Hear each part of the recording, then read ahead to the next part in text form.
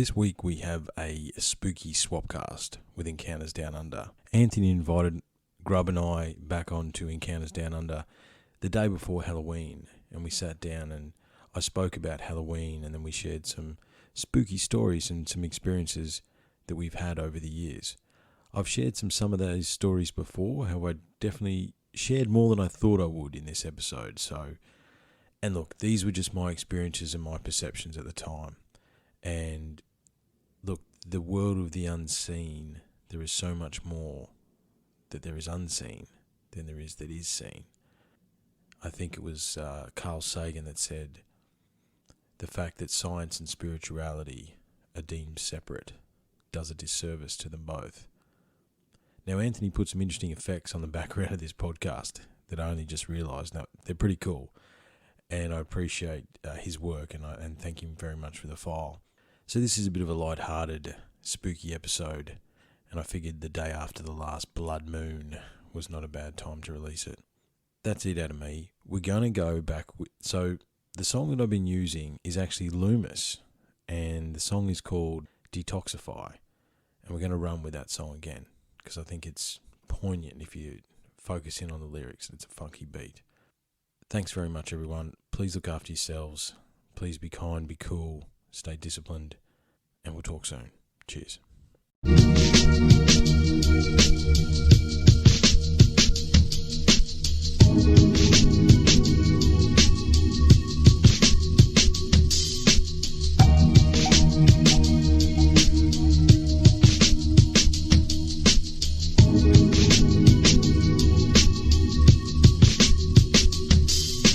There's a poison in the structure. People suffocate with suffocated daily making our own bubble. Subtle is the cuddle of the snake that squeezes. Hate to see this matrix seizes. Maybe we just need to pull the plug. Drain the system, poison out of body. You been probably overdosing most of your life and never noticed. Overloaded, rub the cups and come and toast. And no one's open, no emotion, nothing goes in this dimension here. We work all day and it's always a thinking crystal clear. Everything we do revolves around the dollar count. It's all around us, all around. We're falling down and knocks you out. Get off the couch, it's all think out the top. The flame will cost you cancer, jobs and houses all around us. Got your spouses, got your pals, you call the council, got no answer. Evolving out in small amounts, it's all we have, it's all planned out for our defeat. Water down the modern man and bottle up. So we have no intuition of a vision that it's all corrupt. Oh, I know we read our vision, if all we always been forgotten. We're sick of our thoughts and living in boxes. Now let's go find all of those outreaches, forgotten the beaches to walk on the treetops, to waterfall pieces apart of us. Go find out what's been making you take, but didn't face it with criticism. Awaken your inner visions. Slow back down, you better leave your belongings. You'll start receiving your callings and be unleashing from bondages.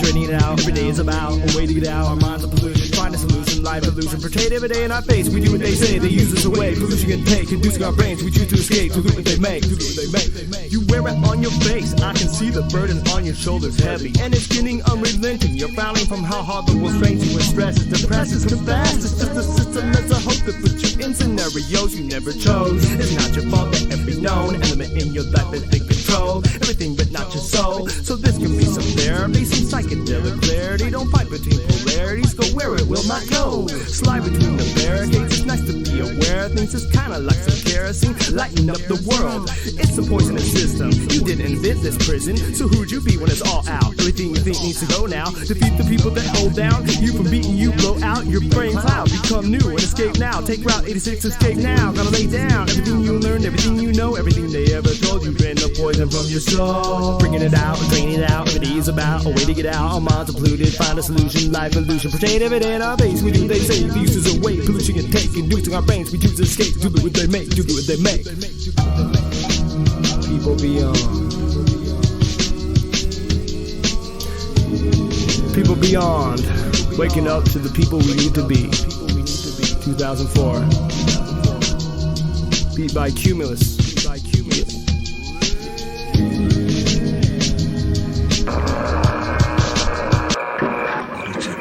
Shocking eruption of great electrical energy. I feel connected to all living things, to flowers, to some special spirit. and even to some great, unseen, living force.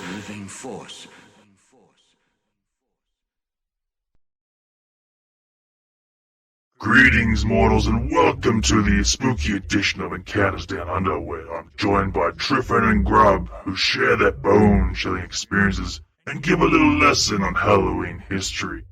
Enjoy. Welcome, everyone, to another Encounters Down Under live episode, Halloween Special Edition. Thank you for delivering me your souls.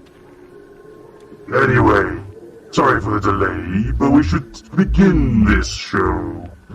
And what better than bring Triffin and Grub to the show to tell us about these experiences of their own and a little bit of the history in regards to Halloween.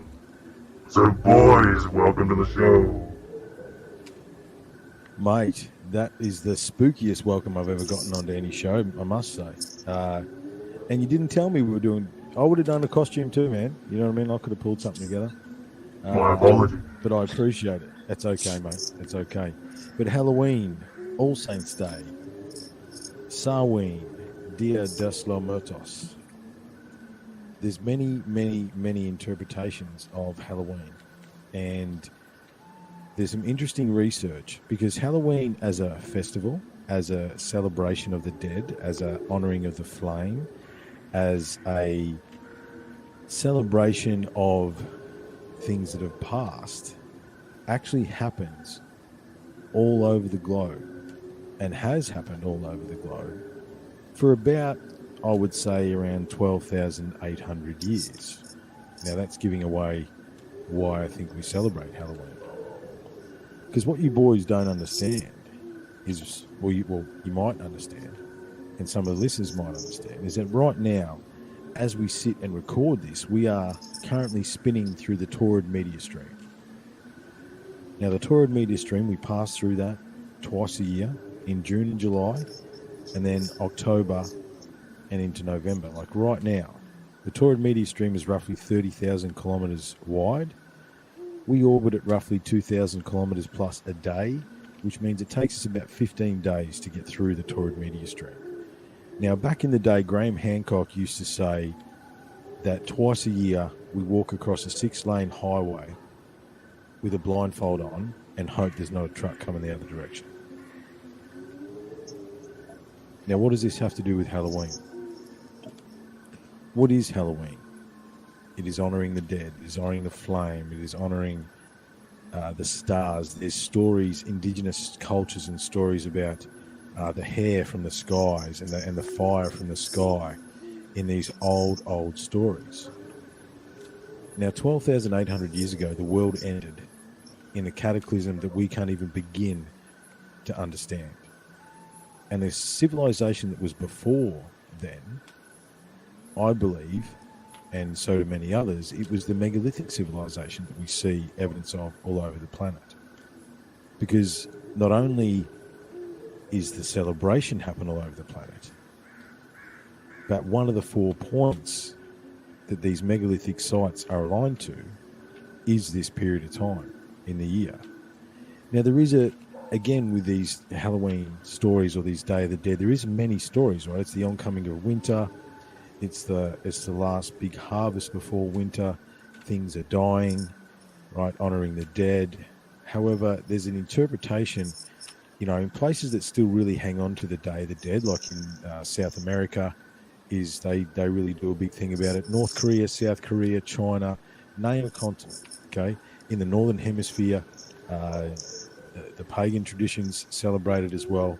So it's another one of those ones that's celebrated all over the planet at the same time for a long time. And it's not like they didn't have the internet, mate. You know what I mean? They didn't talk to one another, supposedly. So there is a global honouring of the dead during this period of time. Maybe they are honouring the memory of the day or the time that the world ended, which is why it's spooky, which is why it's said to be during this period of the year that the veil is thinner. Now, why would the veil be thinner? If 90% of the population was wiped out 13,000 years ago, around this period of time, from rocks from the sky out of the Taurid meteor stream, the veil would be thinner. That amount of life, if we were to believe everything is energy, our souls go somewhere else. If a vast percentage of life on this planet was snuffed out almost in an instant, then that veil between death and life would definitely be thinner.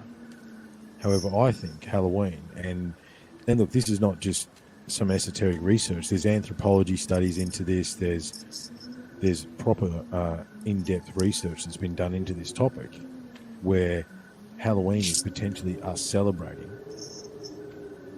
the day the world ended. And that genetic echo through time continues to this day. Now, obviously, it's morphed into something else, However, at the core of it, like we see at the core of a lot of these things, the religions, the occult, all this stuff, the core of it is a memory, or is something that was once before, if you know. Oh, hang on, I was going to say, Anthony, you've got a filter on. You just put a filter on.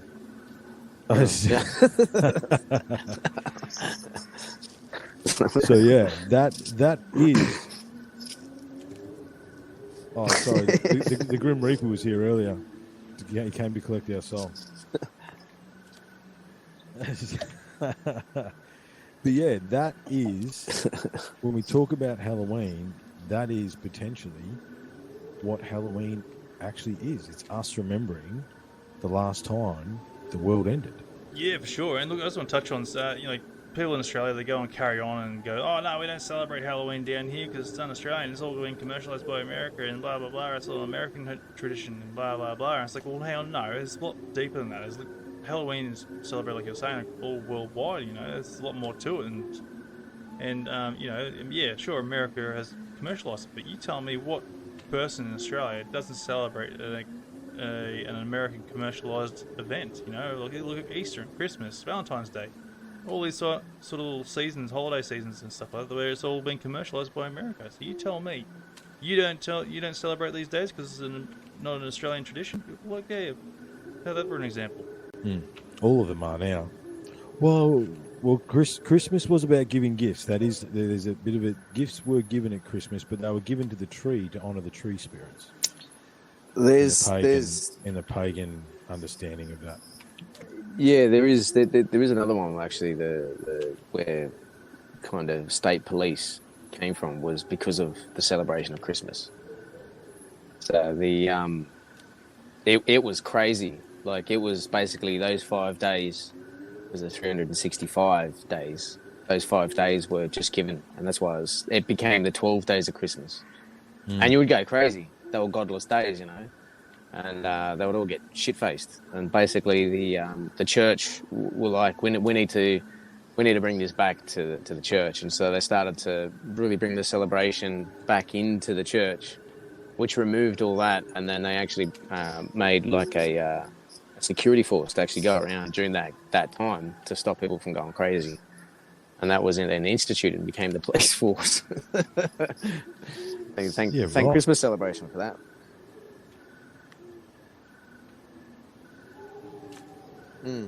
Well, no. Yeah, it depends on which tradition. It's changed again too. But if we come back to Australia, Anthony, as far as Halloween's concerned, that's not true. The Indigenous culture in Australia do celebrate Halloween. They do celebrate not Halloween as we understand it now. This is a problem with cultural interpretation, yeah? But do the Indigenous of Australia have a celebration of the dead during this time of year? Is there legends and Dreamtime stories of this? Yes, there is. Oh, really? Yeah, wow. Yes. That I would like to find out. Yeah, there is. There's Dreamtime stories that during, and it's not all the same time, right? It's a different, but it's what's interesting and why you bring it back to the Taurid meteor stream is it's within these 2 weeks. It's the end of October, early November. So, because from the research I did early on, I think the festival's in early November in Korea, and it's in a different place in Tibet, and so it's not the 31st has been commercialized as Even Korea. Halloween. Well. Right? Yeah. Korea, Russia, China, Tibet, India, and Mexico, again, echoes from Australia, Mexico, South America. This is a cross-cultural global thing, and it's different versions, right? It's not because of we get the Western commercialized version of it, but the overarching thing, it's about fire, it's about honoring the dead, honoring the ancestors, communicating with the ancestors during this period of time. And there's all these stories about darkness, and it's but what if it's a genetic echo of the day the world ended, right? I mean,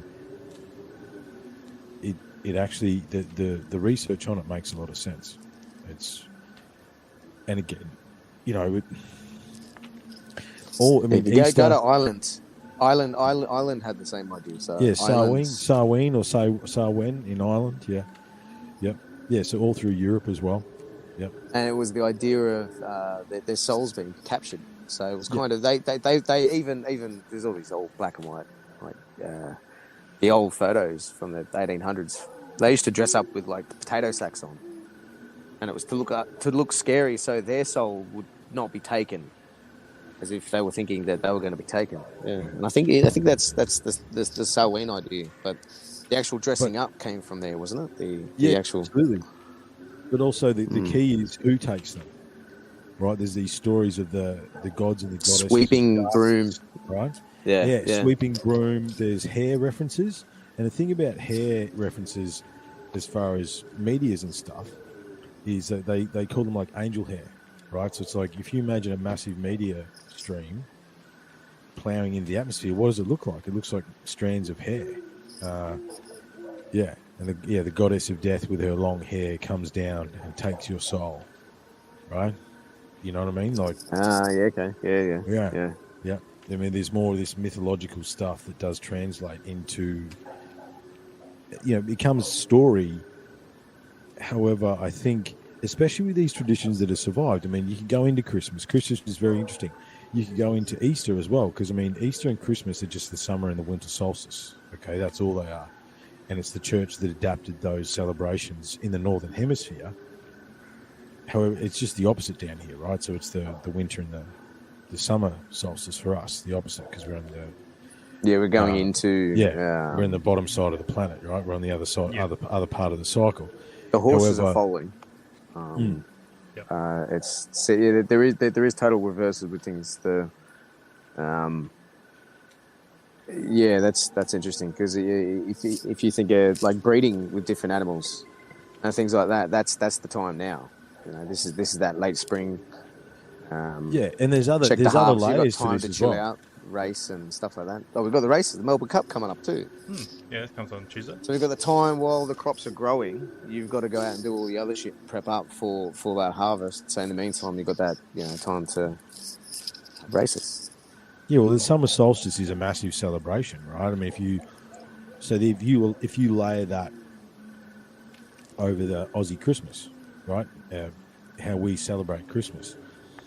I mean, the thing about Christmas in the Northern Hemisphere is they would bring a tree inside, right, to honour the tree spirits for the coming harvest, right? So in the north, it's the depths of winter, I mean, in mid-December, right? And proper winter, not winter down here. We're talking snow and all that sort of stuff, right?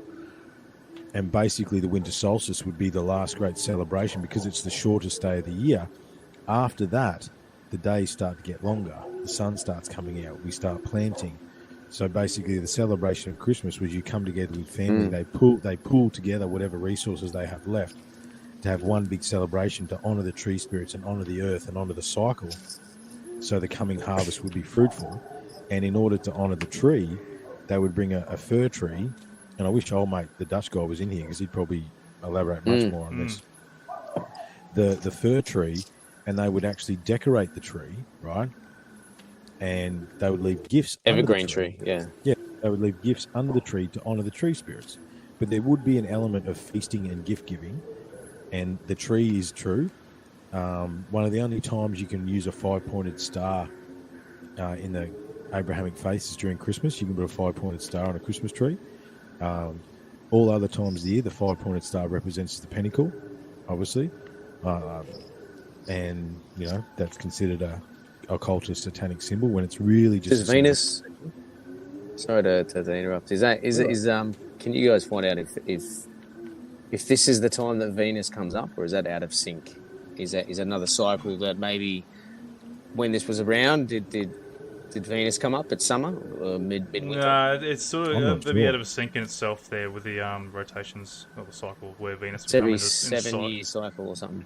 Something Yeah. like that. So yeah, in that sort of time, I think it'd be pretty inaccurate to say Venus would be coming into play, but it should be at some point over the next few weeks, I'd imagine. I can't really recall that sort of things. Oh, but right. yeah, it Actually, should be coming up. okay. Yeah. But yeah, But what I usually find always sit around interesting, summer boys... on the east. Well, Yeah. Sirius, actually. Yeah. Sirius. Yeah, Venus is going to come back for us pretty soon, I think. Hmm. We'll start seeing Venus again in the sky. I haven't seen her in a while. However, the echoes, boys, we come back to Halloween. The fact that this celebration still lasts to this day, I wonder whether there is a genetic echo, right? We all have a genetic understanding that once upon a time something terrible happened, right? I mean, that's the Noah story, that's the Armageddon story, that's the every single indigenous story. It all comes back to the same thing. And these other ones, right? I mean, talk about the summer solstice, it's now about a rabbit that delivers chocolate, right? Eggs in particular, right? What's the rabbit and the egg signs of? Fertility. Yeah. Right? So during summer solstice, you would give presents of painted eggs, right? Because, like Grub said, in the summer solstice, the harvest is coming in, right? You're about to bring in the harvest that's going to get you through the winter, and you want that final grow to be good. And the summer solstice is about using that bountiful, the harvest you've had, to honour that for the last, planting and harvest of the time. All these things, regardless of what religious context has been put on them, the key parts of the actual celebration, humans celebrate that regardless. And that's what I find interesting, right? Because no one goes to church at Christmas anymore. No one goes to church at Easter anymore, right? We still get rabbits and chocolate eggs, and we still put a tree up and do the food and the, you know what I mean? Yeah. So we go through the motions of what's what we believe what it's supposed to be now. Yeah, that's right. And, but that what you see on TV celebration and is the it's genetic reality. echo. Yeah.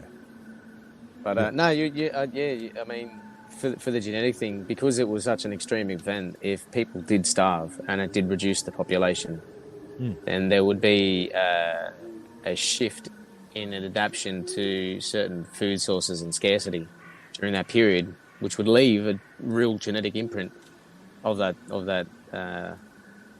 drama. And I mean, mentally, how that would translate mentally into seeing the sun going into winter at that time, especially for the Northern Hemisphere, there could just as well be a genetic throwback to coming into winter. I mean, we already naturally prep winter, especially the Northern Hemisphere, and the amount of wood they save up, all the pickling and all the berries and shit they pick and preserve, but we don't do that here. It's totally different, and in Thailand and stuff too, it's all very fresh. Everything's fresh. But definitely, there's a change in climate every year at that time, which would also add to that bump. But yeah, the fact that there is an imprinted ritual or ceremony of remembrance. Well, the other thing is too, boys. What is Armageddon in the Bible, right? So let's take the religious context. Armageddon is rocks from the sky, floods, volcanoes, storms, right? It's everything. That's all very scary, and we perceive that as being one of the most terrible things that could happen. But that's actually a fairly good description of what did happen. You know what I mean? That's what did happen. Rocks came from the sky. There was storms. There was volcanism. There was continent-wide wildfires. There was, again, like I said, we can't even begin to imagine what happened, right? That is the echo as well. There was a story of destruction in the past that we tell that story, and every culture tells that story in their own variation. Why? Because we must remember, right? We must remember that time when the world ended, Definitely.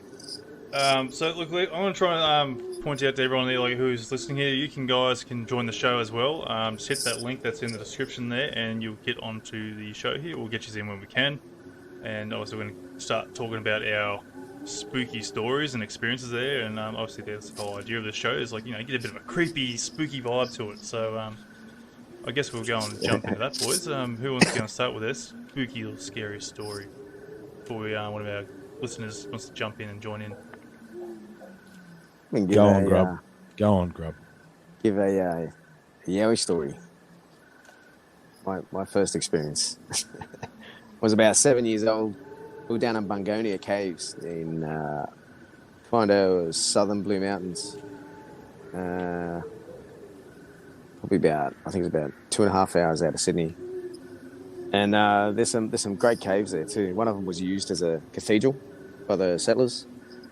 One of them's 300 meters deep, so you got all these ladders and all these massive stalagmites that you got to climb down all the way down the bottom. It was all fun doing that. Then we camped there the night in a big, probably about 200 meter circle radius camp cleared area. We were the only people there, and my old man parked right on the edge of the tree underground line. Were you underground or at the we'd gone caving that day, but the camping ground is just the local area. It's a flat clearing area, but the tree line is just natural bush next to it. So he parked right up next to the bush, and I practically had to walk into the bush to get out of the car. So we had the day caving. That was all cool. And then that night we still had the overalls on, the big zip up things, and I'm getting all itchy. I'm like, God, this is getting uncomfortable. So I'm like, I'm gonna go over to the car and get changed. And they're like, off you go. And I'm looking over, and it's like, it's a good maybe 50 to 100 meters. And I'm like, oh, it's pretty far. And I'm pretty young. And I'm like, oh, okay, all right, I'll go. So put the headlamp on, and off we go. I get about halfway, and then all of a sudden there's a growl, like an ominous growl, as if don't come any further. And I stopped dead in my tracks. And this is a good 50 meters from the car, and the growl I could hear as if like a dog growling to make you stop, but it was deep. It was really deep, guttural, and I stopped dead in my tracks. And then I looked back at the camp, and I looked at the car, and I realised I'm about halfway, and I'm like, oh, God, I can't freak out, keep going. Took 2 more steps, and then mid-step, another growl came out. And I couldn't see anything over there, but there was something large growling at me. And I turned and went straight back to the camp. And I'm like, why didn't you get changed? And I'm like, there's something over there growling at me. Like, what do you mean growling? There's nothing over there. I said, no, there's something over there. Like, oh, don't worry about it then. Don't, forget about it then. And I to this day could not explain it. But it was loud. It wasn't that it was loud. It was deep and guttural and drawn out. Like someone like growling at a dog. But like it would shake you kind of. It was freaky. But you do hear that's the noise too. It's like a deep guttural from another. Like if Anthony's still got his voice change there, get back into that voice and growl. That'd be like what it would be. You know what I mean? That wasn't me, mate. What are you talking about? Oh, you were late. Yeah. No, this is a filter. Well, I tell you what. I thought about one the other day that I don't know if I've told this on any podcast. This is a new story, and it's a little bit of a trippy one. It's a spirit experience. So my end of high school was spent in Arnhem Land, northeast Arnhem Land, in a place called Nhulunbuy or Gove. There's an aluminum mine out there, and we had a Queenslander house, and I had the room on the corner, and I had bunks, right? It was only me in the room. I had one bunk set up along the wall, then I had the other one as like an L shape, right? and I'm probably, I think I'm 16. I'm pretty sure I had my license, so I'm 16, right, or more. And I kept waking up, and sort of like, because I was against the wall, and I look in the corner of the room, and I feel this energy, right, or see this shadow, basically. And this happened for a few nights, and it would scare me, but it didn't seem malevolent, right? It didn't seem like it was out to get me.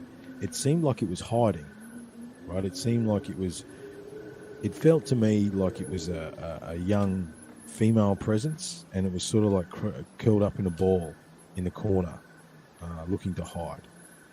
And this went on for a few nights, and I sort of began to get more confident with it, and I began talking to it, and there was a bit of an understanding, right? And then one night, and I still don't understand this day why I said this, but I said, listen, if you need to rest, it's okay. There's another bed there. You can use that bed to rest, right? And there was that night, this presence didn't get into the bed. The next night, it did. Now, I can't say, I mean, this is the 90s, so there's no phones, there's no cameras, you know what I mean? There's nothing, right? So I saw just like the shadow. I wouldn't have said the blanket was up, or you know what I mean, but this presence moved to the bed, which kind of freaked me out. However, even then, it didn't seem malevolent. It seemed like it was grateful, and I fell asleep and had a really good night's sleep, because I remember that, and then I never saw or felt this presence ever again. Yeah, and that's one I don't think I've told, but that was a trippy experience. It went on for about a week, every night for a week, and culminated, and culminating in me inviting this thing to rest, and then as soon as it rested, it left. That's right. So what sort of gave you the idea that it wants to come and rest? After the period, I remember, look, a little bit of a backstory about me as a teenager in the 90s. Well, teenagers I don't know how old you boys are, but I was, X-Files was big back then. Like, I was into witchcraft and the occult and all that stuff. It was big back then. And so I was probably open to that. And I had some other interesting experiences that I may or may not share tonight. However, this presence, when I got scared of it, it got scared of me, right? It was worried about, it was more, I felt from an energetic standpoint that it was more afraid of me than I was of it. And after a night or two, I don't know whether it was my eyes, because this would happen in witching hour, right? It would have been 2-3 o'clock in the morning. I would wake up and I would see this thing in the corner, because I had a street light. We lived in a cul-de-sac in this big Queenslander, so the street light sort of came through my window, but I had a curtain, so there was just enough light, especially when it was in the middle of the night, to see not much, but there would be a shadow in the corner, and it seemed like it was scared. It seemed like it had fear, and it just kept coming back to that space, because after the first night, I wasn't really afraid of it, because I realised that it feared me. And I don't know what caused me to ask it to rest, right? Maybe it was a restless spirit, man, that had been, who knows, right? I don't really understand what caused me to ask it to sleep. However, I did, and then it left. That's crazy. That is it's like, but it was shadows. So you're saying it was more of a, there was no actual light emitted. It was more one of them kind of a shadow, kind of a. Yeah, it was. Like it was shadow person. Yeah, it was corporeal, but it was dark. It wasn't light. Yeah, it was a shadow, and I say if That's you were to crazy. ask You me, hear it what often. There's a lot of it, but normally they're a lot creepier. But it's actually been seems to be more impersonal like that, more of a. You actually had other feelings from it. Well, I Yes. got that it was hiding, right? It was scared, and it was hiding in my room for whatever reason, you know. Yeah, that's what I got from it. Yeah, But my it was understanding dark, it was- from shadow people is that like they're a bit skittish. You know, they'll sort of like they'll play games to try and hide from you, and or try and run through your peripheral sort of view there. And then there's other times where people will see them overstretched and looking directly over them while they're sleeping. That's sort of my experience with shadow people, but never have like something like an interaction with them. Never like something like that. Yeah, look, I have come across shadow people actually. Once people became more attuned, the shadow people became a relative or a spirit or something. That it was just for the time being, as we see it, there's like a filter that just looks like a black mass until it, I don't know, somewhere for whatever reason, I don't know, someone popped their kundalini or some shit and fucking all of a sudden they had image. There wasn't just like a black mass. Oh, I get you. So they see it for what that actually but it's just, yeah, it takes like maybe training to be able to then identify that maybe that creepy black shadow that's looking over you is actually your dead grandmother or something. Yeah. Still, as a Man, creepy way of come doing on, it, you got to put a different suit on, eh? Yeah, that's right. I don't know. I see, don't know man, what to there's that- prefer. Shadow person or grandma there's that staring other- at me. yeah. There's that other interpretation too, boys. At that time of night, that's witching hour. You know what I mean? 2-3 o'clock in the morning.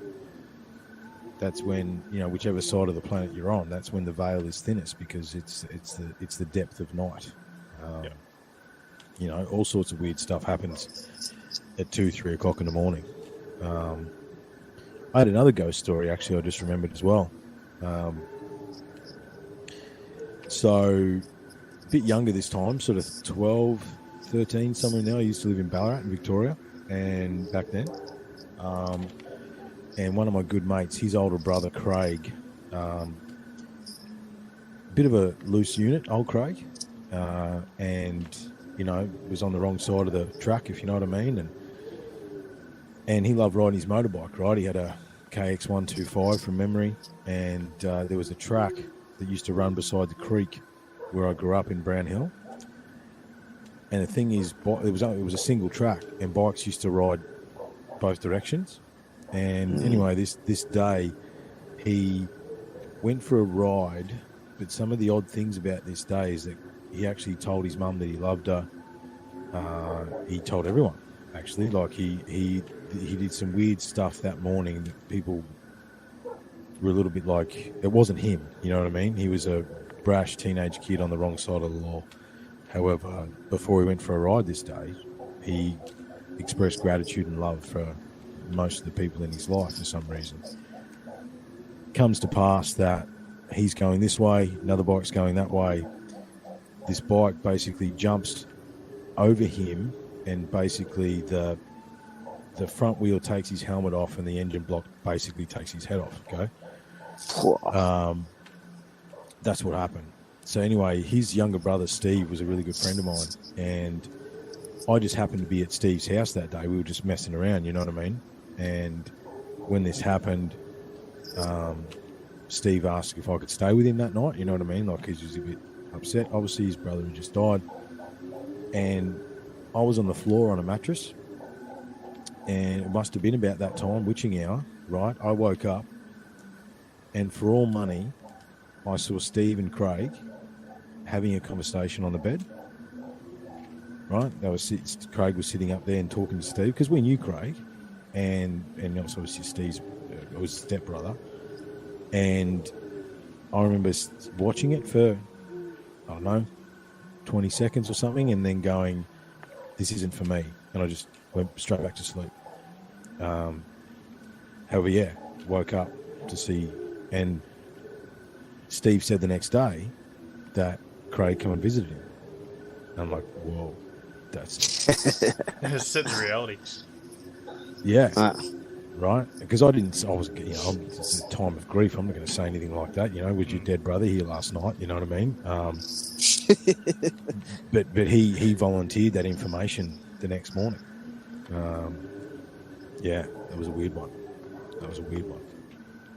Yeah, it's not the first time I've had someone there. I had a guest on my show there a while back there where they've had their brother come in through our side there and actually have a full conversation with him, made a cup of tea and everything, sat there, conversation. It wasn't until like they came back that next morning, sat at the same table, like, oh shit, this happened last night, blah blah blah blah blah. So like it's sort of weird. Like I know, like we're talking about past relatives or something, like where they've come in to talk to us there, and it sort of makes you wonder, like, was this a dream or not? But then you're saying, like, you've seen both there from your side of the perspective. It sort of sets a reality, like there actually are realms there where people are interacting directly to these spirits. Well, I tell you what, I don't know if I told this one. I have told this story on my show. However, my granddad passed away. I think I told it on the general show. Yeah, My you told me as well away. on your show when you had me on. Yeah, that's right. Yep. The whiskey. Yeah. Well, yeah, there's two stories. There's the port, and then there's what happened at his funeral. So we're carrying his body out. Like the eldest grandsons, he wanted them to be his pallbearers. That was his, wishes. So I'm literally holding my grandfather's coffin. Right. This is after they did a full Masonic ceremony over his coffin. By the way, we can come back to that if you want. However, walking out, and my granddad was a Holden man. When I mean a dying wool Holden man, okay? He got every brand new Holden to the VN Commodore in 1990, and he babied that car for the rest of his life, right? And I walk out, and I notice that the hearse is a Ford, right? And I'm overcome with grief, right? I'm over, granddad meant a lot to me and all that sort of stuff, right? And as I'm sliding his coffin into the hearse, I hear his voice in my head, as clear as a bell. They could have got me a fucking Holden, right? And I was like, yeah, I know, right? And then it cottoned on to me that I'm at his funeral and I'm sliding his body, and like he seriously as loud as a bell, right? And then we go and get blind drunk, right? Just on a different level. And Granddad used to collect port, right, and wine. And my uncle had grabbed some of whatever was left out of the cellar. He hand dug his own cellar, by the way.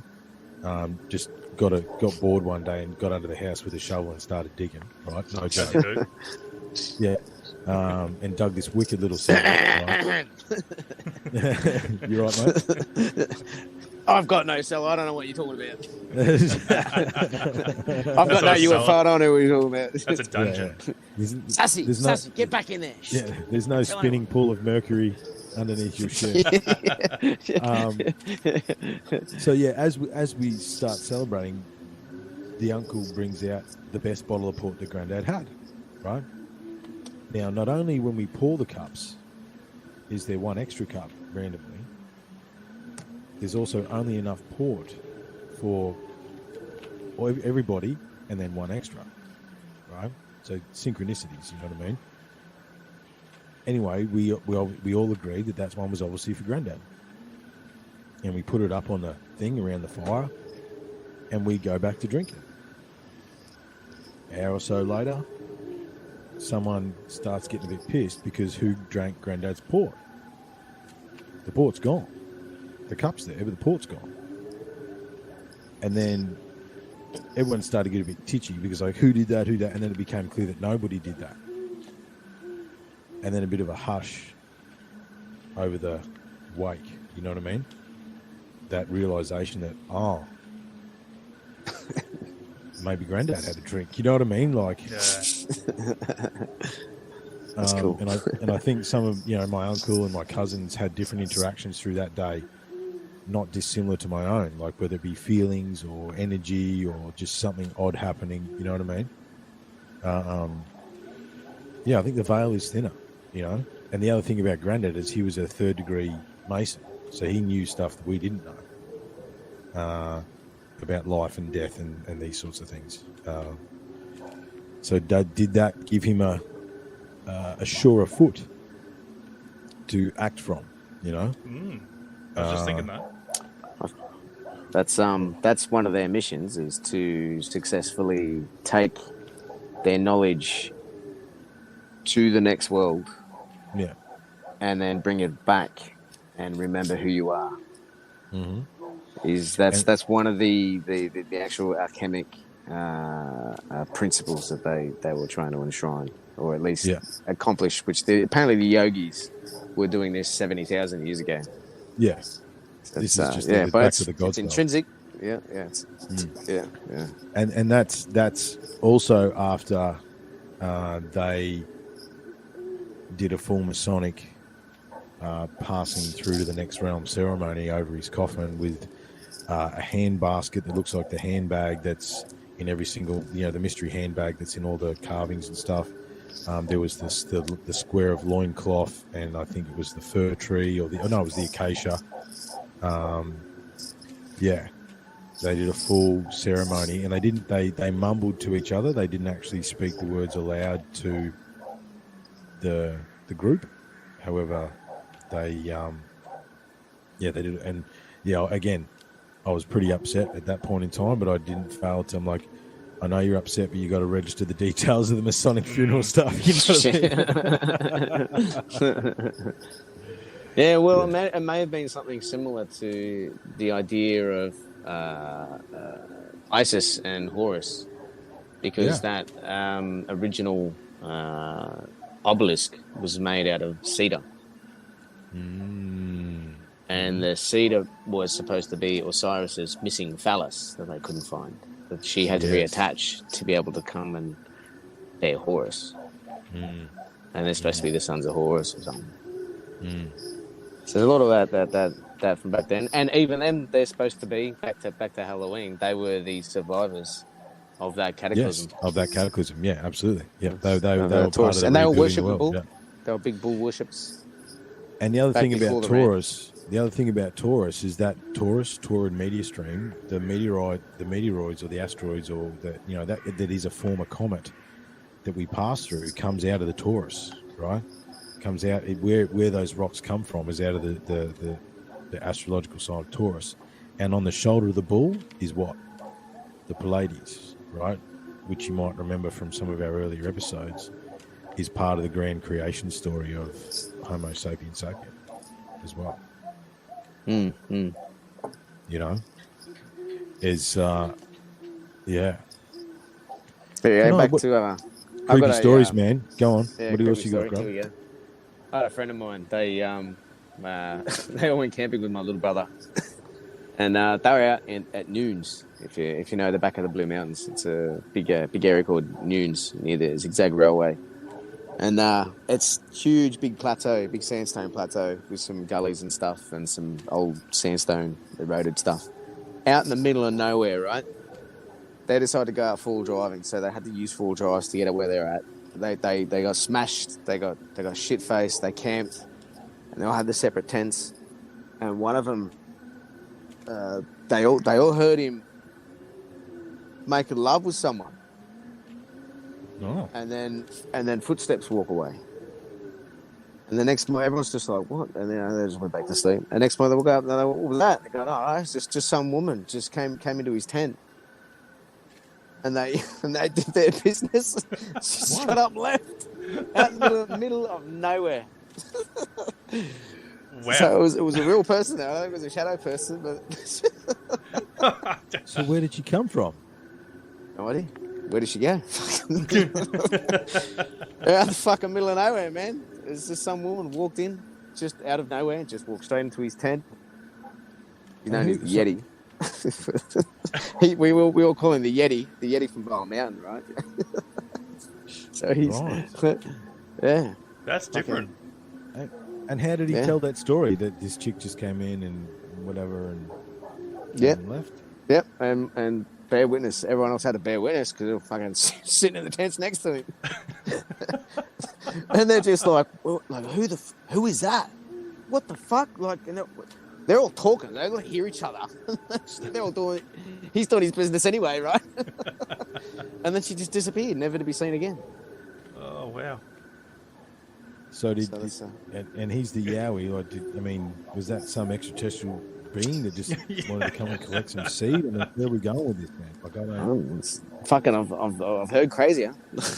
Alright. Yeah, I mean, from different, all the different UFO abductions and the seeding programs and all this kind of shit. It's like you hear something like that, you think, well, what the fuck, you know?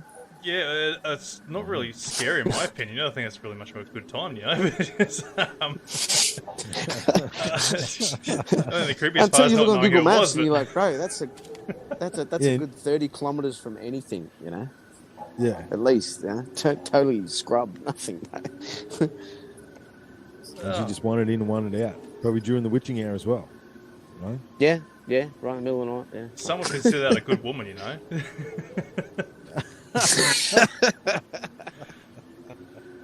We don't know if it was a woman. Well, there you go. That's right. true too. I mean, whatever. Yeah. Wow. There you go. Well, look, I'm going to throw my little bit of experience there. It's not much. I haven't really seen much. I haven't, like, when it comes to the whole paranormal side of things, I've had nothing really much to do with it, experience-wise. The only thing I've had was like a UFO encounter. That was about it. But the thing is, like, there seems to be a lot of paranormal sort of resonates around children, and so I think when my kids were born, that, you know, we sort of started hearing things a bit more and here and there, and you know, there's one day they were coming back from shopping or something like that, and the little girls like walked through and looked into one of our rooms and gone, hello, and it's like, who are you talking to? Oh, there's someone sitting over there. And it's like, well, where are they sitting? You know, it's like, oh, you're just over there on the chair. And it's like, well, what do they look like? Oh, I don't know, I can just see them. It's like, hello, and they're not there anymore. You know, it's like, that's just bloody weird. And it's like, this house doesn't really seem to be haunted, but there's times where I've been asleep, or I've been half asleep, you know, you just sort of start getting on the verge of like where you actually do fall asleep. And you can hear these footprints walk around the bed. And you're sort of thinking, oh, it must be one of the kids there trying to climb into bed or whatever. You like, so you sort of like look up and waiting to see like a shadow or silhouette of a kid in there, but no kid. But yet these footprints are walking around the bed and the bedroom on the carpet, and it's like, well, what the hell is hovering around us? Like, it's not just me, there's the wife, is it? And that's in. So, what's the history of your house? Do you know what your house is? Is it an old house? No, it's reasonably. It's about 10 years old now, but yeah, it's. I reckon location. For me, by the sounds of it, I reckon it's like ley line location thing. So if you look at I found even Masons are involved with the laying of towns. You know, the surveys and stuff. Oh yeah, I ran into some towns in Queensland in the middle of nowhere that had Masonic symbols all over them that I need to go back to. Yeah. And then you'll go and find like an obelisk or a war memorial or something, stone. and then you'll find there's something else, and you start lining them up, and they line up with a particular day. Like, so you get like moonrises on like the lowest moonrise, the highest moonrise, the summer solstice, winter solstice, the equinox, and you'll have all these monuments lined up. So, and I mean these alignments go from like Fiji to Canberra, and then down to the Melbourne War Memorial. So these they're big lines, and not exactly sure what they're for, but they're, you know, processional. So people do processions on them, do marches on them, and things like this. So if you check, you might find. Yeah. Well, what I would do, Anthony, is I'd go into town wherever you are, and I would go and find the local church, right, and take a photo of the front of the local church for me and send it to me. Right. And I will then tell you whether or not you have Masonic influence in your town, because they're very distinct about how they build the church there, in the symbolism that they use, and some of the features that you'll see on the front of these churches. Yep. And I wouldn't be surprised, man. Cool. Yeah, well, we're on the outskirts of the town itself, so we're probably about a good kilometre away, but even still, this is like where we are now is a bit of old farmland, so even still could have like a bit of history there. Something could happen around here where it was constructed, you know. Yeah. You just never really know, do you? Well, you're going back, you know, it's 250 years. Yeah, who knows, man? Who knows? You know, I think it's fascinating stuff. I just thought I've got a Yowie thing. Do you want to do? I've got it. So. Before that, I'll be you go. You go, mate. You go. It's my only one, my only ghost one that I had. It reminded me of I was in Thailand. We went to Thailand, me and the family, and went to an old flooded Thailand temple area. And so it was excavated, and they all thought it didn't exist. And I'm like, yeah, okay, let's go. So we all drove out there, and we had to wait to get like a little horse and cart to take us around. And as we're waiting, I smoked at the time, so I've just gone away from everyone else. And there's one of those little spirit houses, and one of those big trees, one of those Bodhi trees. And I'm just gone over there, and I'm just by myself, and I had my little boy at the time, and so I was smoking, and I felt someone grab my arm, grab my hand. This is broad daylight, and grab my hand like come with me, like a kid. And I'm like, Finn, get away from me, like I'm smoking, like keep away, you know. And there was nothing there, no one there. Wow. And I freaked out. I was like, what the fuck, man? I remember going to everybody else like white faced, and they're like, what's wrong? And I'm like, someone grabbed my hand, and they're like Finn. Well, it wasn't Finn. What the fuck? Someone just fully just freaked me out. This is kind of sent me down the rabbit hole too. It kind of at that time it brought back all these other ideas, and I was like, well, wow, this this shit's pretty legit, isn't it? You know. Mm. Someone literally just grabbed my hands, like a child, grabbed my hands and tried to get me to go with them somewhere. And I looked out, there's no one there. Creepy as little fuck, eh? Yeah. And I was actually thinking about to actually go back there and get lost in Asia, you know, MIA, missing in Asia. And then I thought, you know what? This place isn't given enough justice for this idea, for things like what's happening in Anthony's house. You know what I mean? Yeah. There's enough spirituality. You know, it started here in a way with the original people. So I'm kind of changed my idea and actually thought, you know, we'll actually explore here more. Yeah. Oh, I've actually got another one. There's a haunted mansion not far from my place that I want to go and do a tour of as well. Interesting. Yeah, here's another one for you. I totally forgot about this one. So this is again in the same house. Now I had my brother and his missus living with me at the time there, and they were sort of sleeping out in like the lounge room because we didn't have a room for them at that time. Anyway, they're sleeping out there, and we were like sort of like it must have been like probably with that twilight zone sort of time, and everyone was sort of like half asleep but awake at the same time. You know, that sort of it was weird. Everyone was just awake.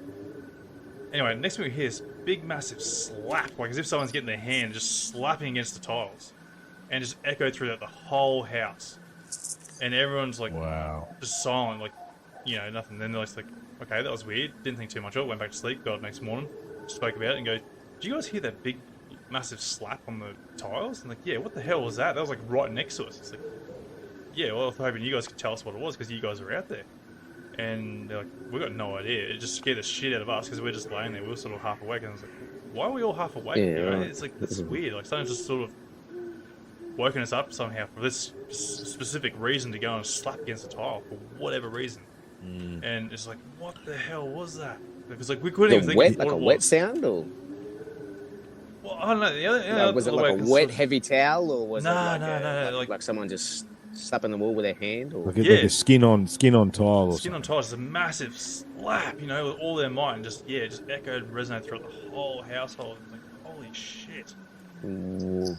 And yeah, we were That's all around actually the gave house. That gave me the chills, man.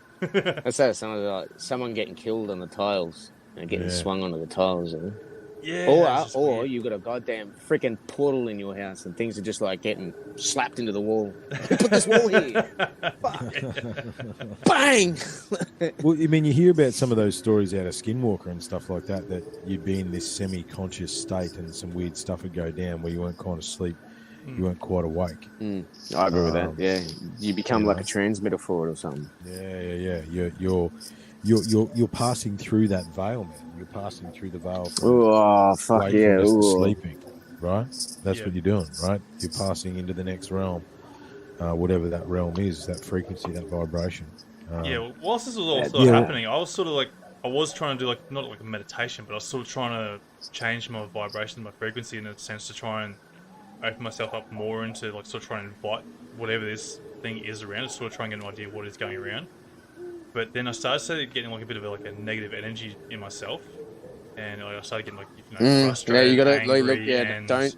I was like, You don't starting to invite get real nothing. irritated. No. And let me finish. No, don't open yourself up to that. No. So, and then I started realizing this. Like, I think it was probably about a good week or so when I started doing this, and I started I was just getting real snappy at like the wife and the kids, and just everything was just annoying the absolute crap out of me. And then I sort of realized what was happening. I'm going, could this be from me trying to open up myself to whatever's surrounding this household or whatever? Absolutely, it is. And then that's when I had to go into right, I need to change my vibe. I need to go and start thinking, getting back to the positive, start thinking love. Because I'll be laying in bed there and I can just feel myself just getting angry. Just laying in bed before I go to sleep, just going angry. I just get real frustrated. And it's no, I need to go and stop this crap. I just need to start really shutting down. Have you ever thought, Anthony, about having your house cleared, mate? Have you ever run some sage through your house? Or not really, because I don't think it's not active enough to really get to justify doing that yet. There's nothing real. Yeah, that's recurring. I've heard that can just fucking irritate them. Yeah, depending on who it is, and what it is. Yeah. I mean, from what I've heard with the whole Yowie Sasquatch ordeal is you can I banish you in the name of Jesus Christ. It's supposed to be the one thing, and you the thing is though is when you say it, you got to mean it, which means you got to understand what you're saying, and it's not coming from a religious idea at all, but the idea of the reason that Jesus, works is the amount of energy that is behind that name and that exactly. Yeah. So a lot of the American Indians say you've got to go to the Supreme Creator, not the All Creator, but the Supreme Creator.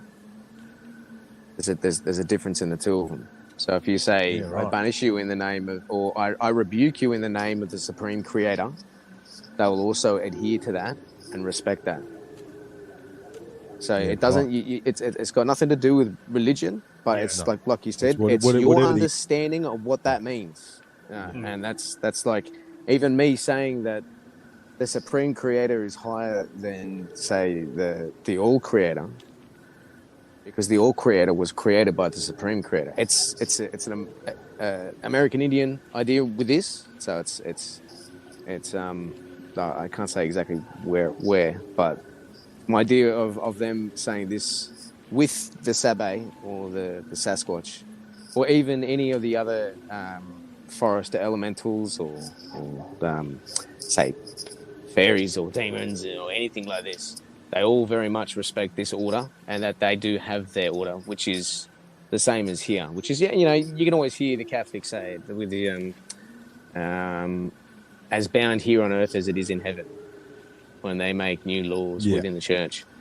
So it's the same reflection of that there is an order that is carried on either side, and that by banishing it or saying I rebuke you in the name of the Supreme Creator, or I rebuke you in the name of Jesus Christ, whichever fills that role, is sufficient for them to actually adhere to that, and you got to mean it.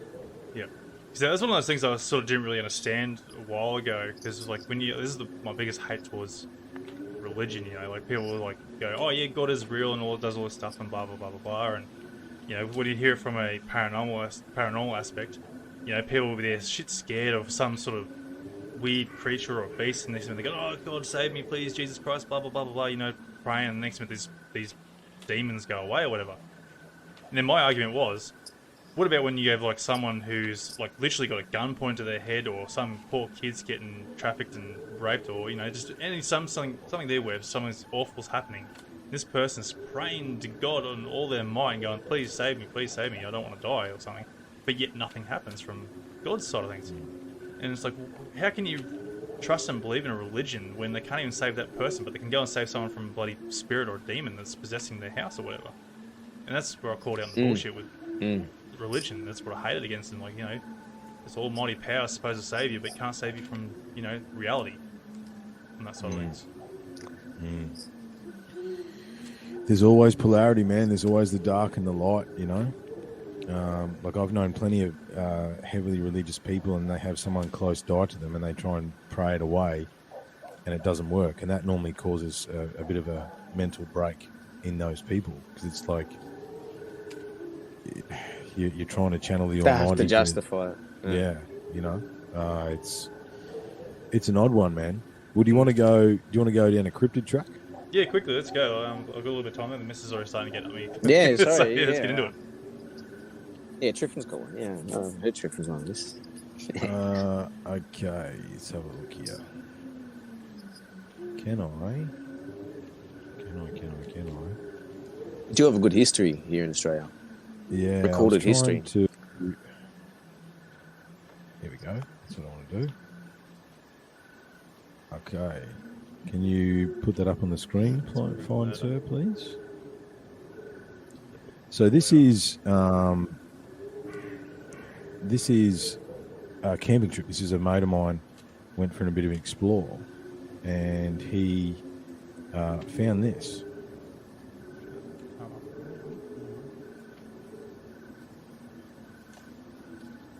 Everyone can see that all right.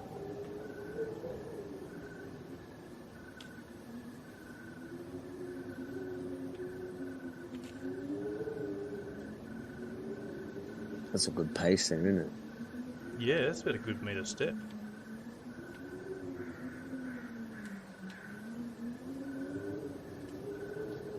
So they're toes. Yeah. Yep. It's only 4 toes, or is it sort of smushed together to 5 toes? We got it. It's running through the mud. Is there a collection of 2 next to each other? Oh, there's 2 there, isn't there? What are those ones? They look like hoof Yeah, prints that's a or bit something. smaller, that one.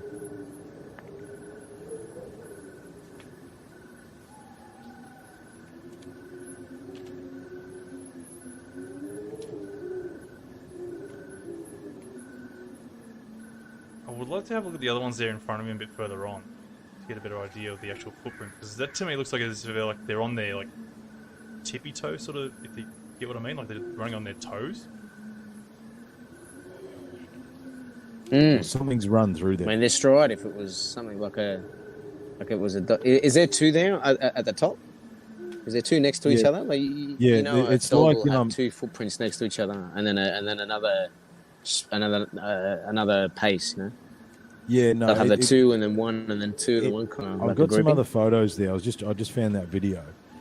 Basically, there was 3.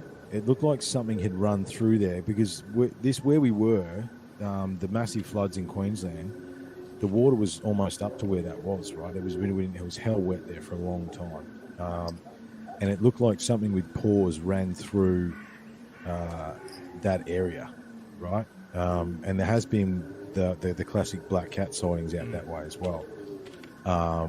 And yeah, as far as like camping goes, the first campsite we went to, we were surrounded by scrub, and there was heavy weird vibes, man. Like heavy, no one wanted to go and collect firewood, right? Like in the dark, in the night. There was heavy yowie vibes is what we were calling it that night. Whereas we go to the second campsite and not as bad. The energy was fine there. However, when we laid on the ground looking up at the Milky Way, there was more than one of the boys said it sort of felt like we were being watched by something. And yeah, cryptids, man, they're out there. Might have been Sassy's pet. That's gonna freak you out. I remember we went camping up at Sunny Corner. We went gold penning, and it was two families. So it was us and another family. We went down the creek and we did some panning, and there was only one little hollow of water too. So we dug, and as we dug, we hit some water. But we found some gold, went back up and cooked and had food, had something to eat. The kids went to bed, and then we all sat, had a few drinks, and then went up. We all went to bed, and then we camped at the top of the hill, and it was only like a big roundabout. So it was in one of the state forests, and it wasn't an open campsite, but a few people had camped there before. And so we're up there. It was windy, but in the middle of the night, I woke up, your witching hour, and I could hear like cackling or like kids playing down in the bottom where we were frolicking earlier. You know what I mean? And like, I knew there was wild dogs, there's possible wild dogs and things like that, but it sounded like, I don't know, like cackle. I mean, the closest thing I kind of heard was like foxes, you know, like foxes having that cackle sound. So a real weird sound. I never, it was like, oh, that's a weird sound. And then the next morning, the other family got up and said that they were laughing because I'd gotten up to go to the toilet, and then I was so drunk that I tried to get into the wrong tent. I tried to get into their tent. And I'm like, no, I never got up. I never. What do you mean? And they were laughing. Shut up! No, you were. I never got up. Like, that freaked me out, because I'm like, I never fucking got up, And then that night I heard that, and this is before I really looked into any of this Yowie bullshit or any of this other stuff. And I'm just sitting there scratching my head, going like, who the fuck tried to get into their tent, man? Mm. They had kids in there. Like, what the fuck, man? Like, that was. And I said, I heard noises. I thought they were wild dogs. And then that morning we're packing up, and then the farmer next door, he drives up on his big 4-wheeler, like this big quad bike trailer and everything. He drives up, and there's this old fella, you know, he's got his hat on, and he's old. That was his parents' farm, so he's inherited right there. And this guy's old, and he's just looking out in the distance, you know, looking over the foothills and everything. And he's like, "You guys camp up here last night?" And we're like, "Yeah, we just went frolicking, did this and that." And it's like, "Oh yeah, there's dingoes up here." I'm like, dingoes?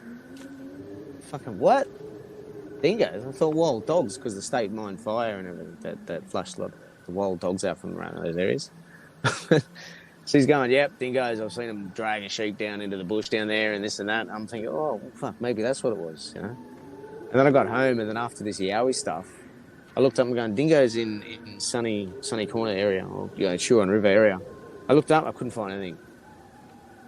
And, yeah, I'm sitting there now, I'm thinking, but who actually tried to get into their tent? Like, that's weird, you know? Like, might have been a Sheila coming back. To this day, I still can't figure out. Actually, I tell you what. Just the succubus, mate. I don't know. I don't know what the fuck. I got chills now. I don't know the fuck. I tell you what, boys. It doesn't seem like we're getting any. There's no one wants to share a story. So, do you want to finish it up, mate? I mean, yeah, no, it's all good, man. I think we should finish her up there. Unfortunately, no one wants to come and join and share their scary stories. It's unfortunate, but we can do it again. I'll finish it with. That same camping spot where those prints were found, right? So those prints were found at the top of the hill behind us where we were camping. And I woke up, witching hour again to do go and do a wee. Got up out of the swag, and I've got a fully enclosed swag, right? And got up out of the swag to, do a wee.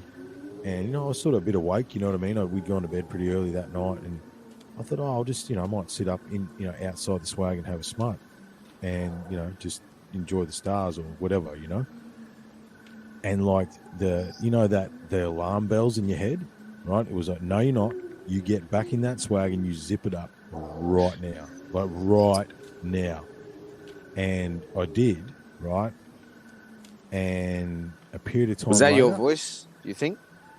I don't know, man. But a period of time later, I thought I heard something walking, because we had a tarp down and we put the swags on the tarp, and I heard something moving on the tarp, and I just stayed stock still, right? As I say, because it was cold, like it was bloody cold. It was wintertime this year, and so I was fully buttoned up, but my mate, his head was exposed, man, and I'm just thinking, what is that thing that's walking around on the tarp?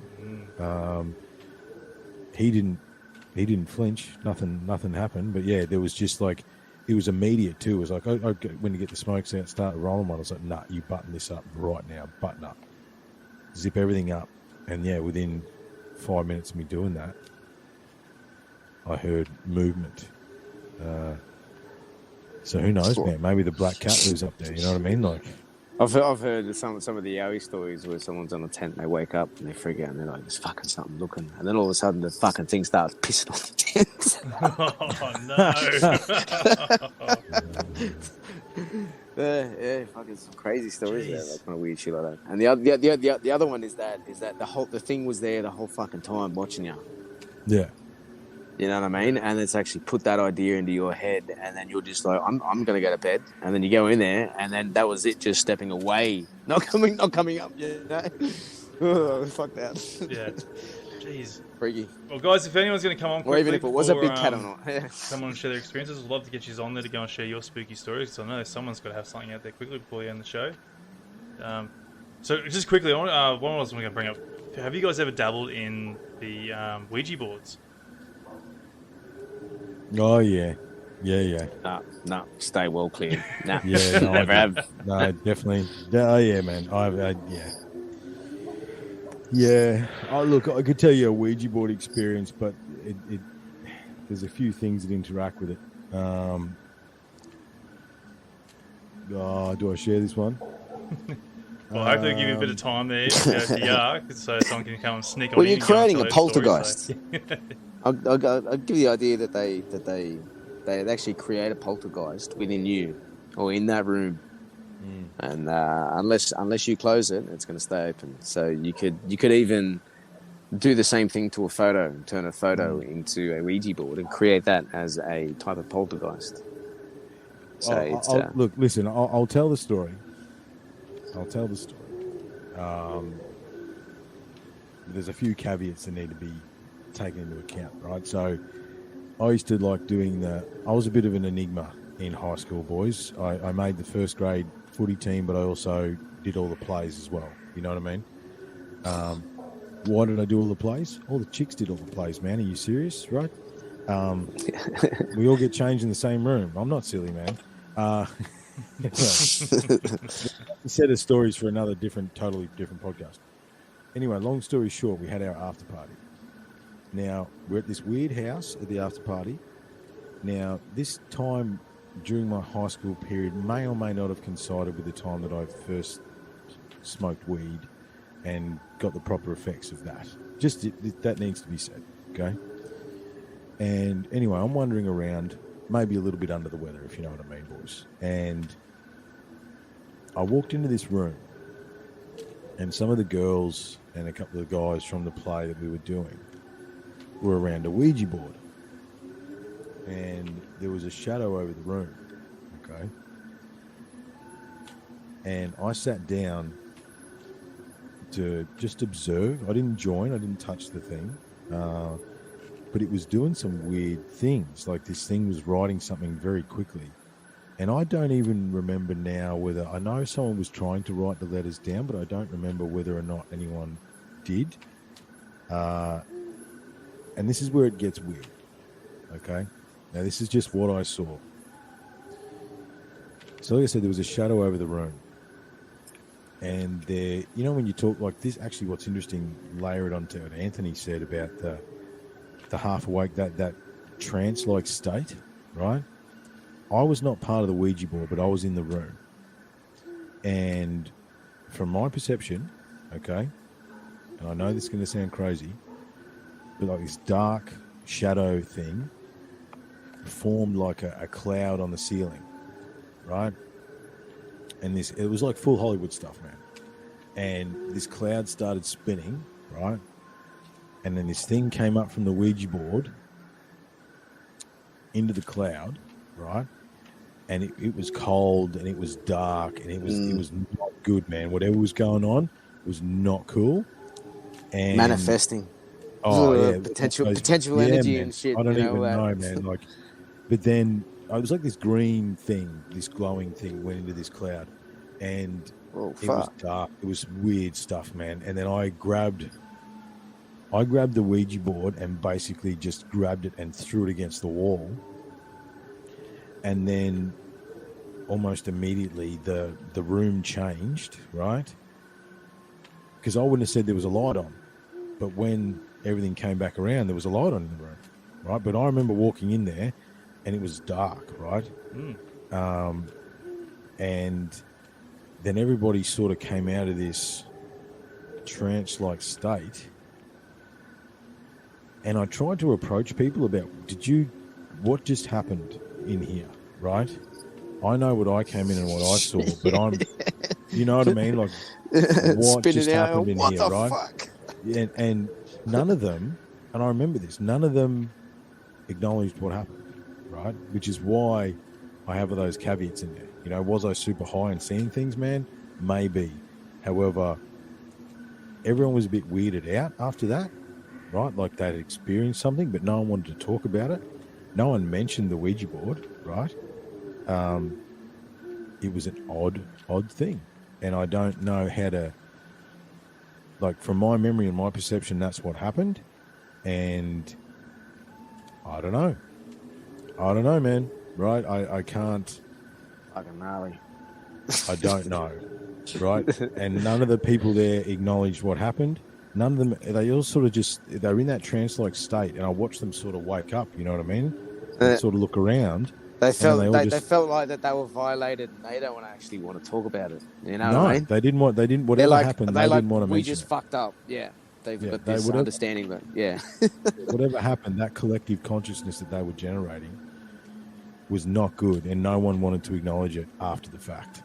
And I've never told that story on the record before because it's crazy, man. You know what I mean? Like, that's some crazy shit. You know, and I was probably, as I say, I was 14, 15, may or may not have been really, really, really high. So, But even still, like, you know, even being under the influence, you sort of still have a concept of reality in a sense. Yeah. Like, Well, I wasn't.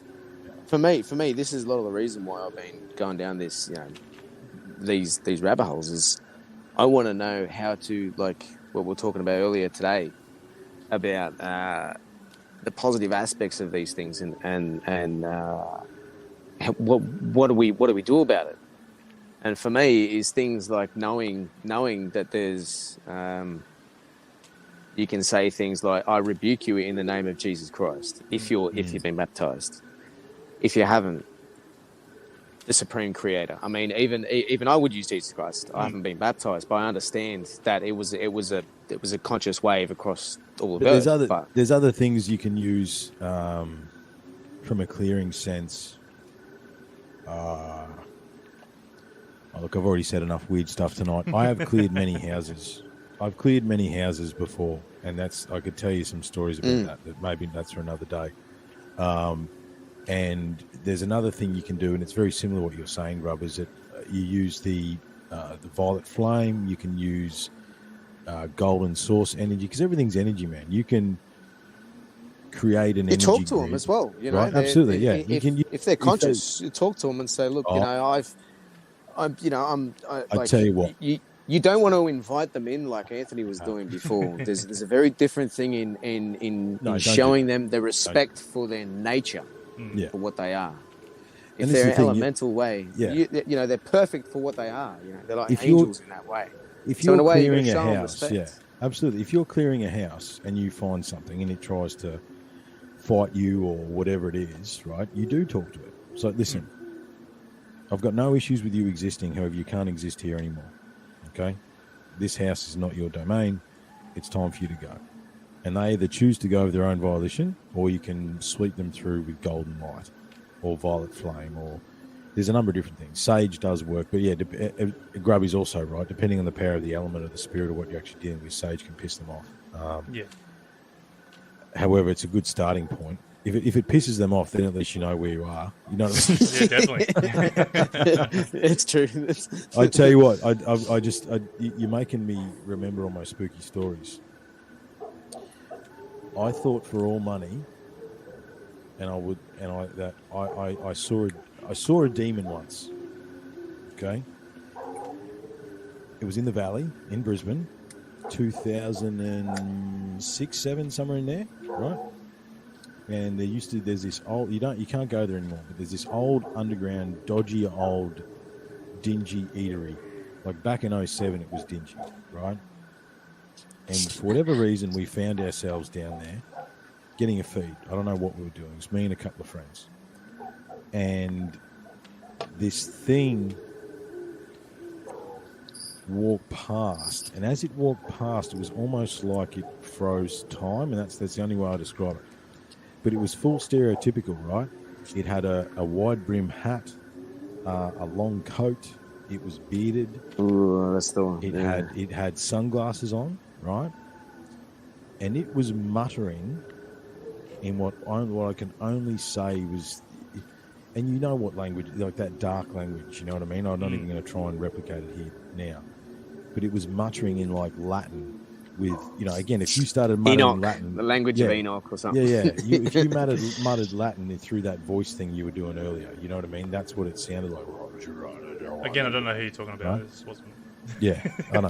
Whoever, when the Grim Reaper stole our souls earlier tonight, you can get him back, and he does it.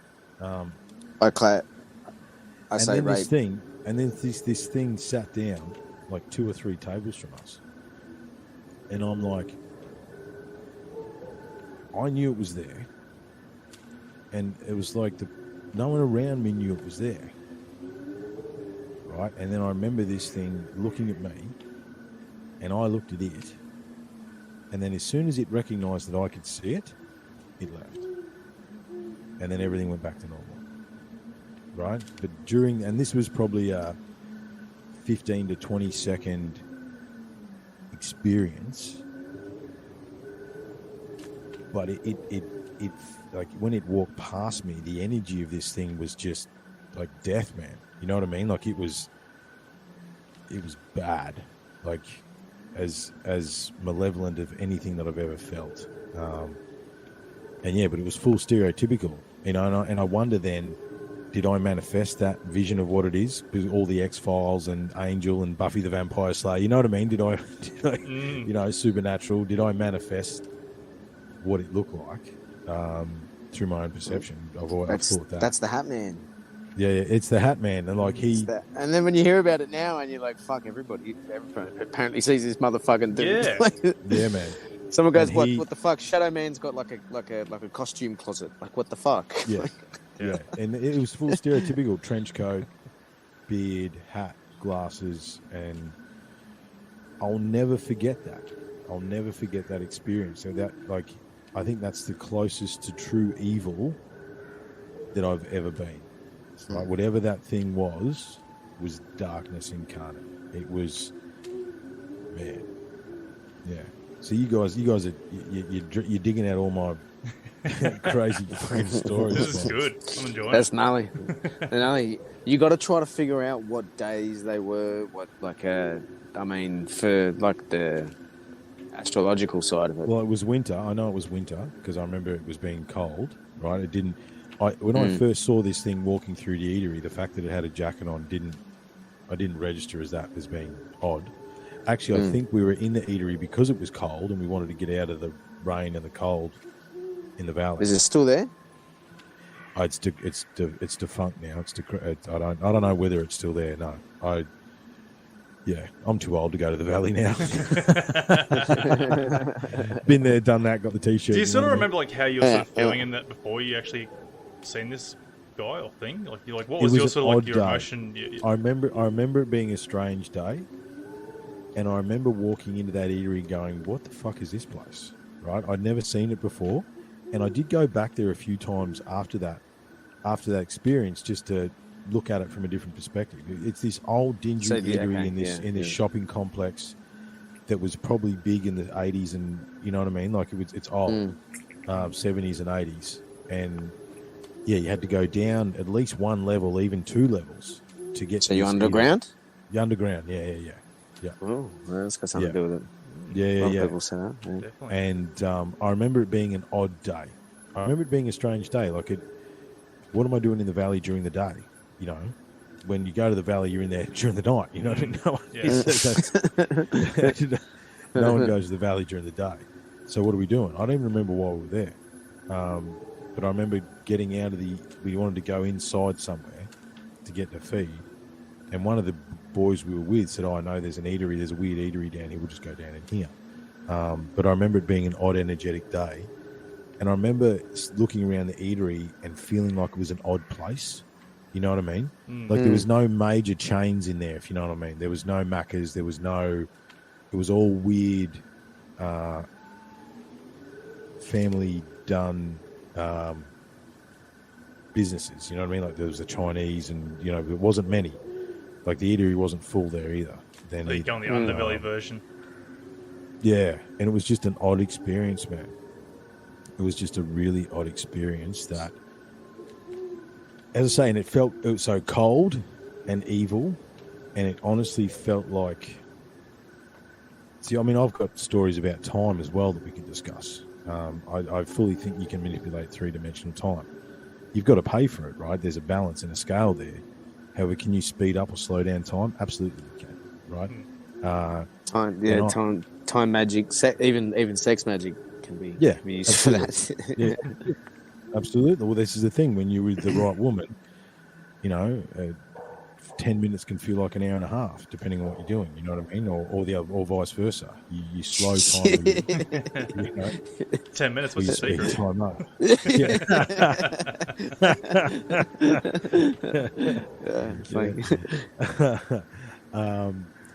However, I remember being cold, and this thing, it walked behind me. I remember that, right? So it walked.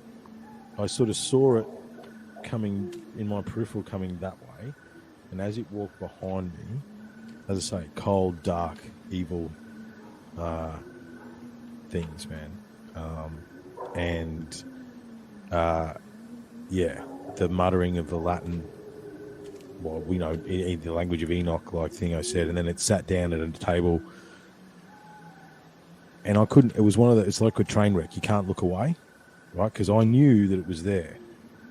And I knew it was bad, but I'm like, I couldn't help but look. The hero always looks. You know what I mean? Like everybody looks, right? And when I looked at it, it looked at me. And as soon as it could see that I could see it, it left. That's interesting. Normally that's when shit gets wild. But usually, it decided to, interesting. Well, it was the eatery had a lot of beings in it, whether they were people or not, I don't know. It had a lot of beings in it. It would have, if it had caused a scene, it would have been quite a scene. And why it was there and what it was there for, I don't know. It's very interesting. Well, I've got one there I want to finish it off with. I like the idea. Yep, let's finish up. So I dabbled a little bit in, as a kid there, like stupid kids as we do, we sort of dabble a little bit as, wouldn't you call it maybe witchcraft, bit of a spell sort of stuff, there's a bit of a weird stuff. I don't know, you would have ever done the light as a feather. Yeah, light as a feather, stick as a board, light as a stone or something. Yeah, you did all that sort of stuff there. I can't really remember if we did get any height or anything like that. It might have felt like a little bit at times there. I don't really think so. It's probably more of our imaginations more than anything. And I also remember doing another one there where, obviously, candles are lit up everywhere. You set the scene, set the mode, and we were doing this water bowl. So water in a bowl, and you get the candlestick, and you sort of ask the devil or a demon or something like, going, "What am I going to be when I die?" So you sort of drip the candle wax into the bowl, and it starts creating little shapes inside the bowl. And what came up for me was a headless mermaid, or merman. Right. Which is a really weird thing, going like, oh, cool, I can be a mermaid when I'm dead. And they're like, no, you're headless. You don't have a head. I was like, oh, well, that's not as much fun. But anyway, it's just sort of weird shit like that. So, I don't know, it's sort of a weird sort of stuff as you do as a kid. I don't know where we sort of find these ideas of how to do these, like especially back in the 90s. You can't go on the internet back then and go and sort of figure out what kind of witchcrafty spells are going to work or not work. There's sort of some shit that we sort of get in our heads or hear from someone else, I suppose. But is this stuff like I was talking about earlier, boys? Do we quest after this natural magic? And I say magic with a K. You know what I mean? Magick. Because I dabbled in that sort of stuff as a teenager as well. And do we go after this because it's another genetic echo? Like we know that there is understanding and power within the symbols, within the pentacle, within the elements, right? You know, this is what we're talking about. You know, what does the pentacle represent? And thing is, if you look, if I point there, I'm pointing directly at the pentacle that's on the door of the studio, because the pentacle originally, although it's a satanic symbol, it was interpreted by the church. It's a symbol of protection. And we talk about candles, you talk about water, you talk about air, light, you know, light as a feather, stiff as a board, right? The 5 points of the star, it's earth, air, fire, water. And what's the last one, Grub? What are we playing in? It's the ether. For the fit, yeah. The 4 elements, and then the fifth.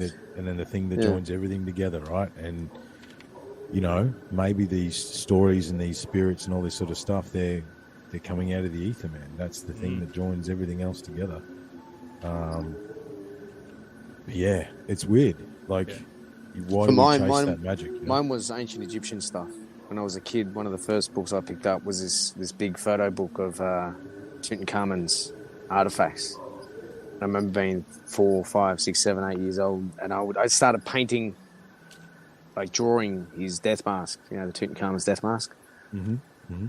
And just like I fucking knew there's something like intrinsic in what they were doing. And then you hear, there was for me, like I never tried to do any of the magic stuff.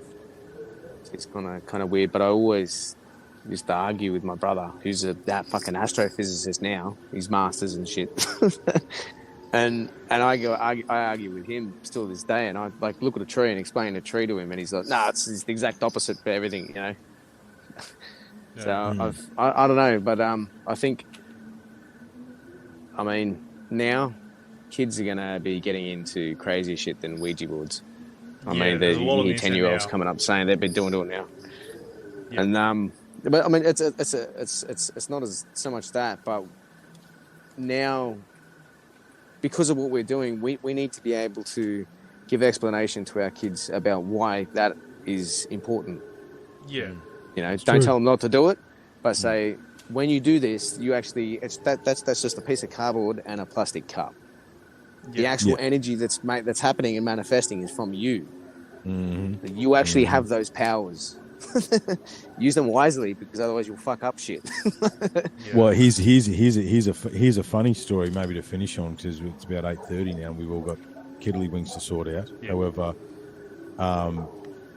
working at a spare parts store, this is later on, right, in my early 20s, after dabbling in magic and black candles and different types of spells and stuff, right? Don't know whether any of it worked. If I look back, maybe I fucked my life up a little bit through doing some of that stuff, but it's neither here nor there.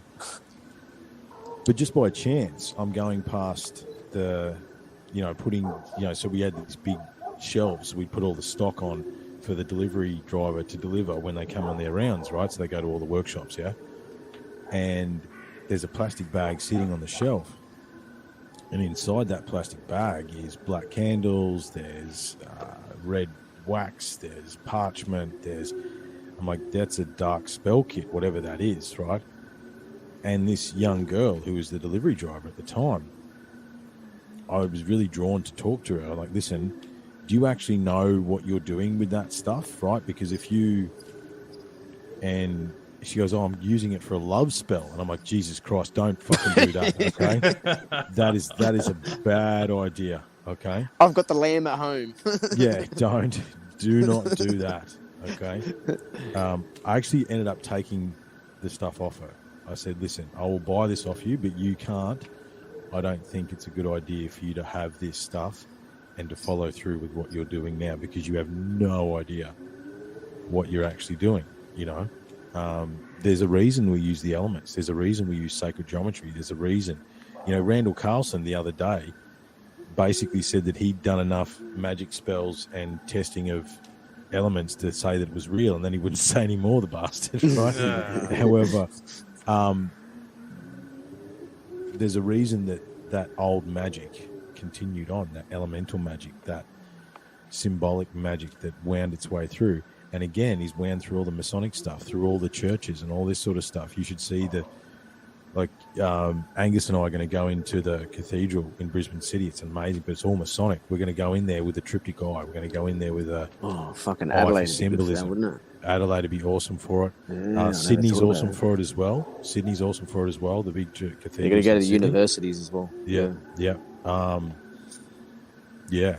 It's all creepy stuff, man. But yeah, don't. I think the thing is, don't play with things you don't understand. Because you could be tapping into energies that you don't understand. Because your discernment and your gut feelings, like those feelings that you have when well, like, shit saw that changes. bag of stuff, right? It was like that bag of stuff. I'm like, what is that? Whoever's that is, I need to talk about it right now.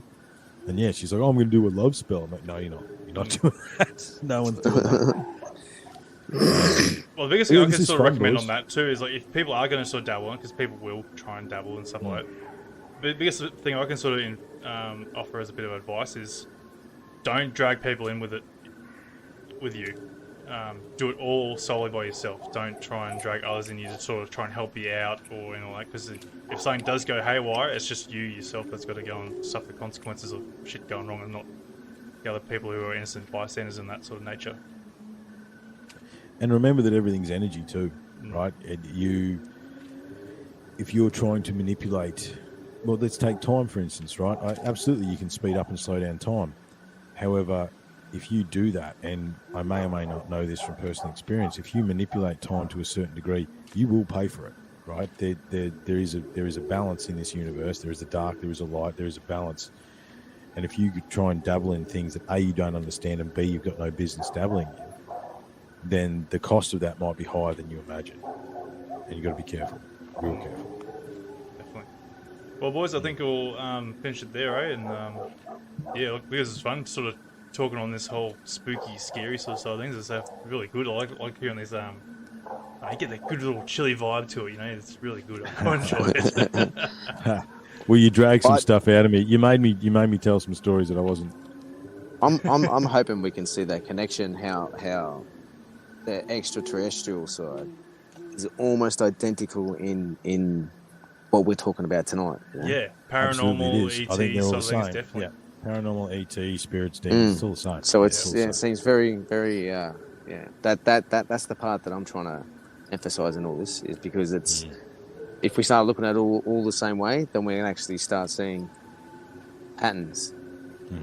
Yeah. Strange, you know. Well, I think geometry. I think that'll be the topic for our next segment on encountering the coded realms. There, boys. I think we've got one there for where does it all come into the paranormal ET sort of things. Yeah, that's an interesting one. Yeah. No, listen, boys, I enjoy these. And I appreciate you both and appreciate the time. And until next time, mate. No, definitely, guys. Yeah. Thanks you very much for joining in. And that will do it, folks, for this episode of Encounters Down Under. I hope you enjoyed the show, and remember, you can also get involved in the show by joining the Facebook page and getting in on the live streams. Also, please be sure to share with your friends and family to help us grow and potentially find our next guest on the show. If you or you know someone who has had an encounter, please get in touch with me through our Facebook page via Messenger or email at australianufosighting@outlook.com.au. I look forward to seeing you on the next Encounter Down Under. Hooroo!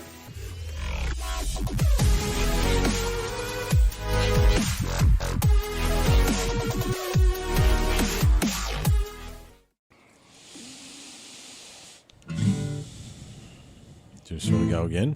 Let's do it. Yeah. Go again. All right. I know you been here before. No surprises, settle the score.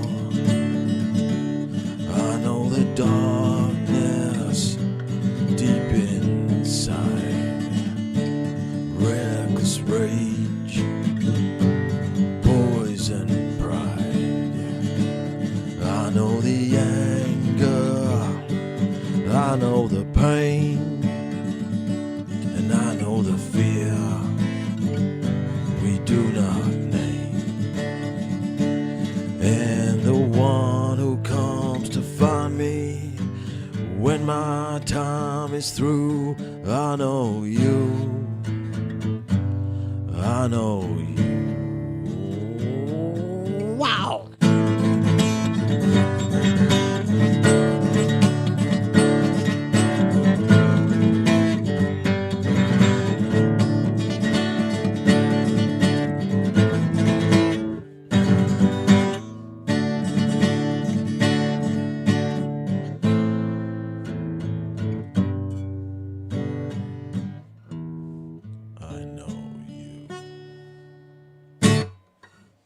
better.